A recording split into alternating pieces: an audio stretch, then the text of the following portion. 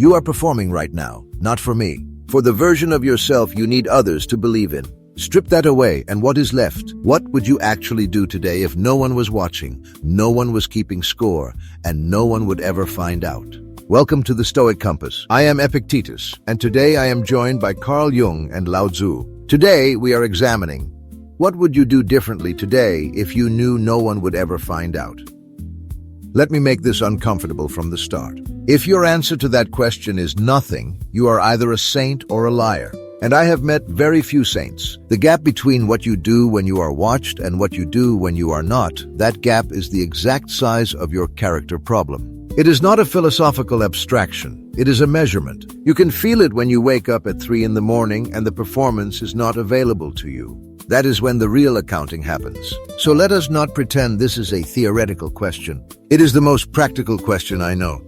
I would be cautious about framing this purely as a character problem, Epictetus. Because what you are describing, this gap between the public self and the private self, is not simply a moral failure. It is something far more structural. Jung called the public face the persona, the mask we wear to negotiate with the social world. And the shadow, the parts of us that do not fit the persona, those parts do not disappear simply because we are told to have better character. They go underground, and what goes underground does not stay still. It finds a way to express itself, usually at the worst possible moment. You are both starting in the same place. You are both asking what the gap reveals about the person. But the question in front of us is different. It asks what you would do differently, not what the difference says about you. There is a person, right now, who knows exactly what they are avoiding. They do not need a diagnosis of why. They need to notice what they already know. That is fair, but noticing is not enough. You can notice a fire and still not move. What I want to know is this.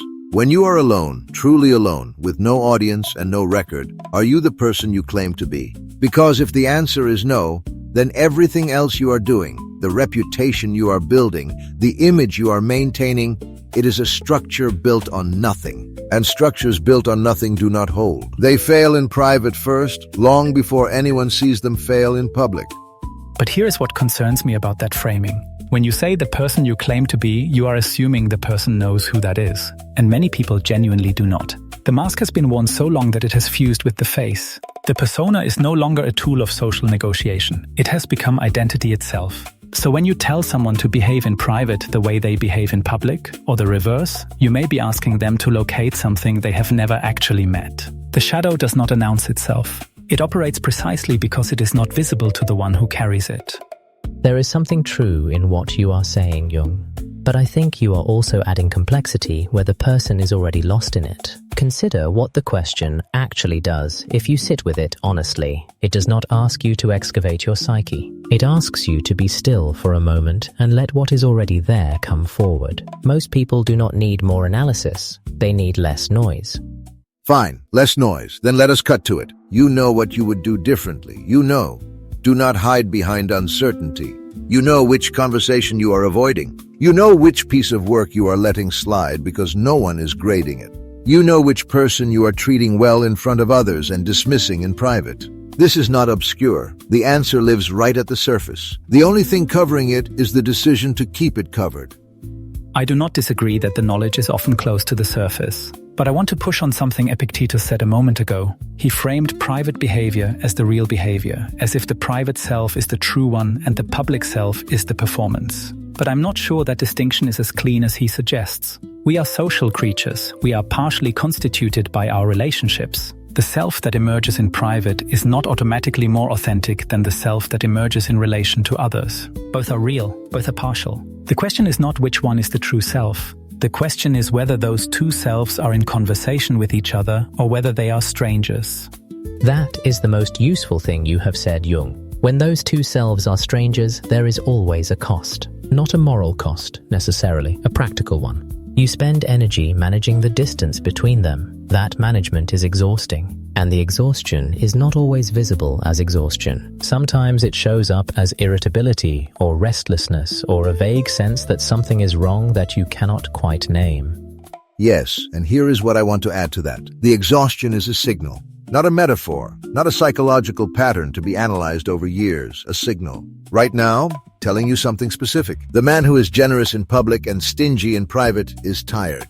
Not because generosity is hard, but because the split is hard. The woman who is patient with colleagues and dismissive with her family is tired. Not because patience is hard, but because the performance is hard. The signal is always the same. It is the cost of the gap, and the gap always has a cost.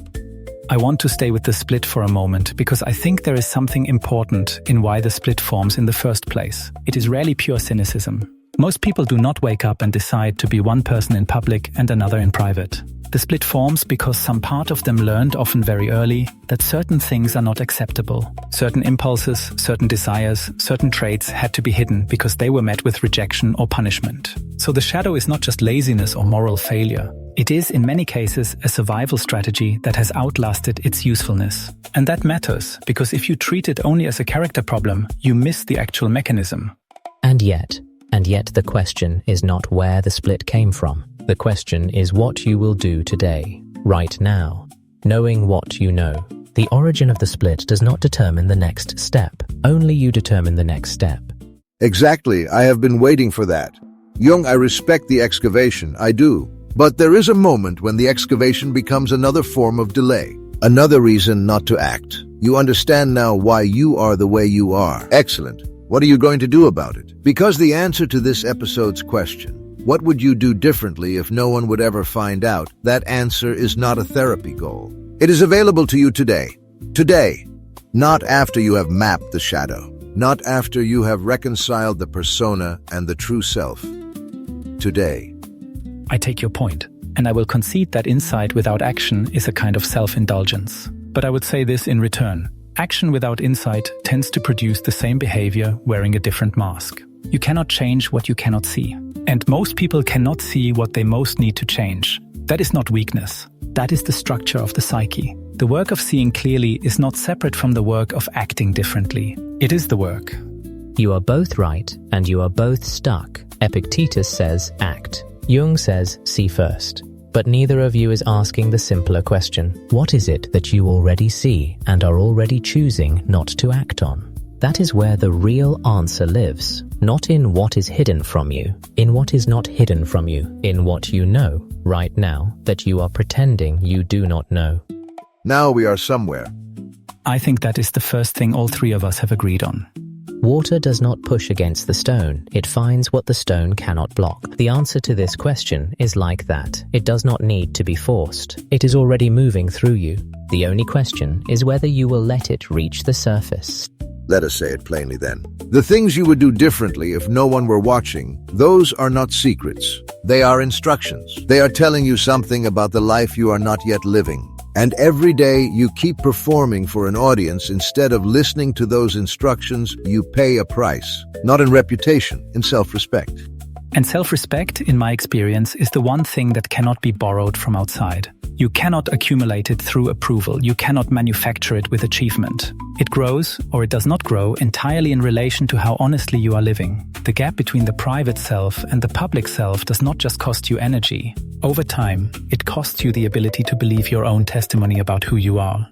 There is a kind of quiet that only comes when you are the same person in every room. Not perfectly, not without contradiction, but roughly the same. When you are not managing the distance. That quiet is not nothing. It is actually quite something. All of this argument, and we have not said the one true thing yet. Here it is. The question was, what would you do differently today if you knew no one would ever find out? And the honest answer, the one most of you felt before the thinking started, is the answer that matters. Here's what I want you to understand. The things you would do differently are not fantasies. They are not forbidden impulses that need to be managed. They are corrections. They are the places where your behavior has drifted from your actual values, and you have kept the drift in place because someone is watching, and the performance has become more important than the reality. You know which conversation you owe someone and have not had. You know which piece of work you are doing at 60% because no one will check. You know where you are being kind in public and careless in private. You already know all of this. The knowledge is not the problem. The performance is the problem. Character is not what you do when someone is grading you. Character is what you do when no one is. And the gap between those two things is not a mystery. It is a choice you are making every day, usually without noticing you are making it. Today, try this. Name one thing you would do differently if you knew no one would find out. Just one. Then do it. Not because anyone will see, because you will know. And what you know about yourself in private is the only account that does not lie to you. The audience you have been performing for cannot give you what you actually want. They never could. What you want is to respect yourself when no one is looking, and you already know whether you do. The gap you felt when we asked that question today, that is not shame. That is information. Use it. You do not need permission. You do not need a better moment. The only question that has ever mattered is what you do with what you already know. If today's conversation has served you, take it further. Pay Attention by C. Trebu, 12 Lessons in the Practice of Seeing Clearly. Available now on Amazon.